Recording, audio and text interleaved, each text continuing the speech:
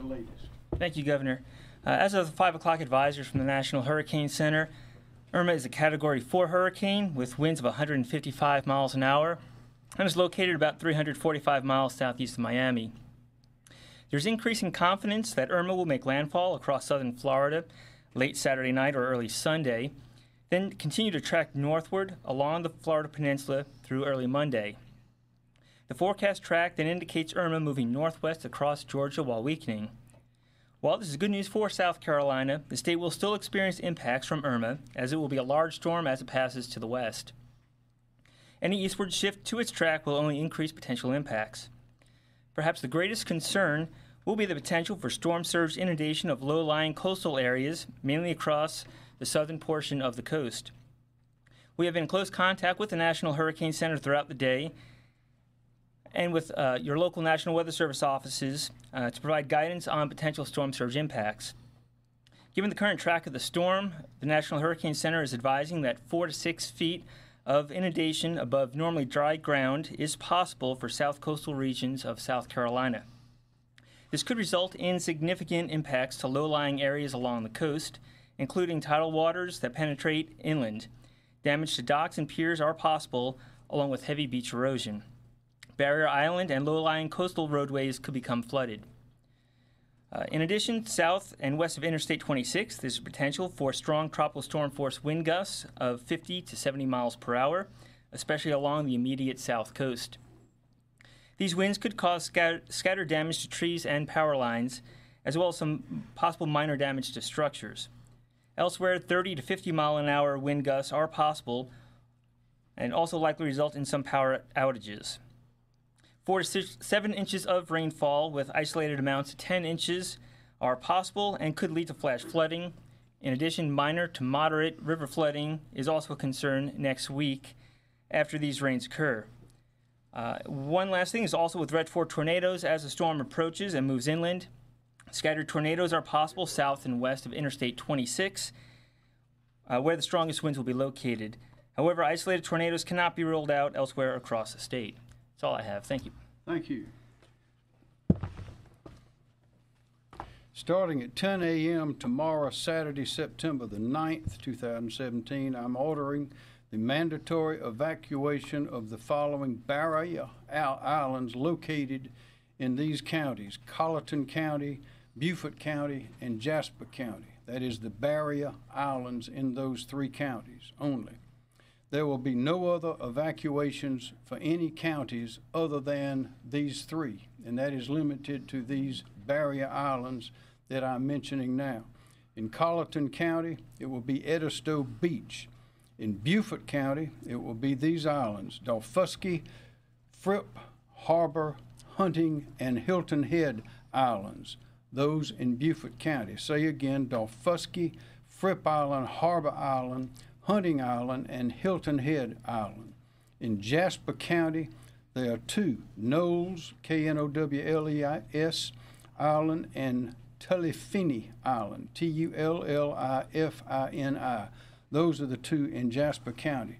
Those are the only places in which evacuation is being ordered. For the citizens outside of these areas in these 3 counties, that is Colleton, Beaufort, and Jasper, I encourage them to seek shelter if they have concerns for their personal safety, and always the storm surge. According to the latest forecast by the National Hurricane Center, the southernmost coast of South Carolina is expected to experience a storm surge from 4 to 6 feet above ground level, with the greatest chances for serious flooding occurring on Monday. This is also complicated by higher than normal tides due to the full moon and by strong tropical force winds. Lane reversal. State law enforcement officials, South Carolina Department of Transportation maintenance personnel, and the National Guard will be on hand to assist with traffic issues in these 3 counties. If the need for lane reversal arises in those 3 counties, local law enforcement officials in coordination with state law enforcement officials, will make those decisions. Shelters will be operating in these places: the Colleton Middle School in Colleton County, that's the Colleton Middle School in Colleton County, the Ridgeland High Junior and Elementary School in Jasper County, that's one school, the Ridgeland High Junior and Elementary School in Jasper County, and in Beaufort County, Bluffton High School and the Battery Creek High School in Beaufort County. That is Bluffton High and Battery Creek High School in Beaufort County. While there are no plans to activate shelters other than these in South Carolina, we are capable of opening others if the need arises. As for health care facilities, which we've mentioned before, my executive order issued remains in effect for those counties, and that is Beaufort, Colleton, and Jasper counties. As for tolls, I have suspended tolls on the Cross Island Parkway located on Hilton Head Island. General? Thank you, Governor.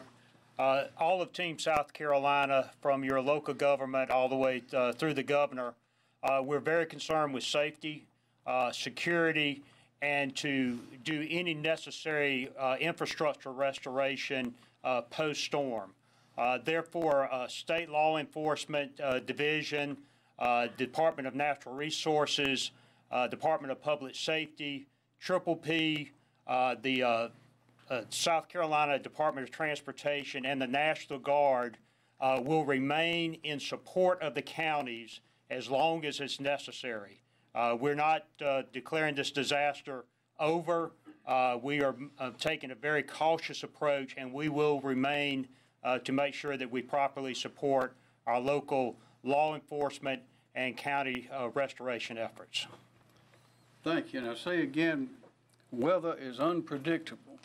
We are making our best judgment based on the best judgment of many professionals throughout these states and based on the history of what prior storms have done. And this is our best judgment. We'll be glad to respond to questions. How many people does this affect? How many people are being ordered to evacuate from these barrier islands? I don't know how many are still on the islands right now, to tell you the truth. Does anybody want to? Do we know how many people live there? Probably less than 1,000 at this point. Yeah, Hilton Head's going to be the biggest one. Yes. Yes. Next question. Yes, sir. I noticed on the way down here from Greenville this afternoon, there was a lot of traffic heading westbound at Interstate 26. A lot of it probably coming from the Charleston area. What do you have to say to the people that might be on 26 westbound right now? Are they basically being cautious by heading northward and out of this area, or would you recommend that they go back? That's up to them. It's all in a situation like this, it's always best to be cautious because the weather can change. And if something happens, we'll be back here. So if there's another shift, say in the next update, is it possible that more evacuations could be called? Anything is possible. Yes, ma'am. Do state workers report to work next week? It depends on the county. They should go by what the county does in which they are located. Okay. And we ask everybody to remember, we have a lot of visitors coming through from Florida and Georgia, and we want to try to accommodate them as much as we can, just as they would if we're headed in their direction. And on that point, Director Parrish is here. Yeah, just in regard to those folks that are on I-95, particularly those evacuees from Florida and Georgia, there is availability throughout most of the state, but also something they may not realize that Myrtle Beach and there's availability along the coast now as well for those that want to be away from the cone. Thank you. Any more questions? Thank you very much, and we'll keep you informed. Thank you.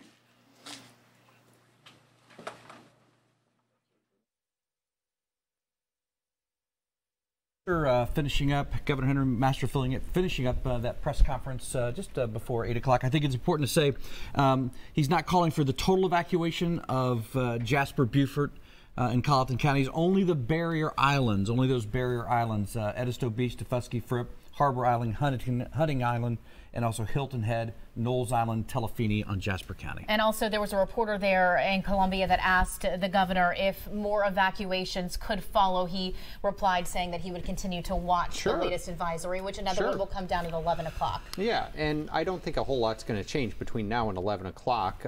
If we want to see a map of the impacted areas, I went ahead and threw that together in our weather computer. There it is. It's from Edisto Beach, which is in Colleton County, down toward Hunting and Fripp Island, Hilton Head Island, mainly off to the east of Beaufort there, and I've circled the area. There it is.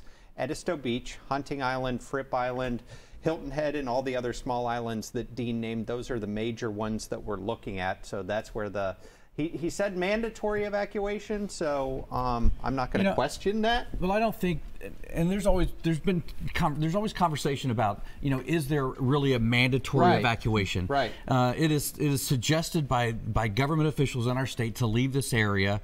I think the mandatory thing, I don't think it's actually mandatory in the state. Right. But it is highly suggested that if you live in those areas because of worried about storm surge, we saw what could happen with Matthew, even though the storm is nothing like it. Yes. And if somebody told me there was a mandatory evacuation, I would go. Yes, I would definitely go. So that's where you need to go. And what they are looking for is the storm surge. And since this storm is going into Florida, that's going to absorb a lot of the surge before it comes up toward us. But there is going to be a small sea level rise just because of the huge swell that Irma has generated. I mean, it was a Category 5 storm, 185-mile-an-hour winds for 37 hours straight. Right. So there's a lot of water that's been pushed up because of Irma, and that's what's going to slowly translate up the coast early next week. Dave, for folks who may have missed our earlier newscasts, let them know when we can start feeling the effects here in the Low Country. Well, we're already starting to see those winds pick up because we've got high pressure off to the north, we've got Irma approaching from the south, and the winds are being pinched in from the northeast right over top of us. So winds will continue to pick up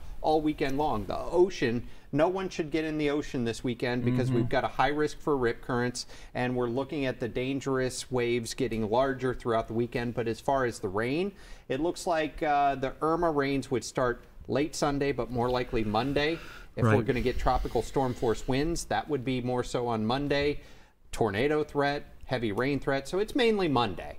It's mainly Monday. Because that's what a lot of people are wondering about, travel plans, people coming back. Again, the Clemson game is on Saturday night. A lot of people want to know, should I come back that night? Or you could probably travel on Sunday. That seems like that is fairly safe for now as well. The next advisory out at 11 p.m. Dave Williams, of course, will be tracking that. We'll keep you posted as anything develops on social media on our Facebook and Twitter page. So as we look at the storm, this 11 o'clock advisory, there's no reason to think that it's going to come back east. No, if anything, it's going to be more of a jog to the west. But that, again, could change over time.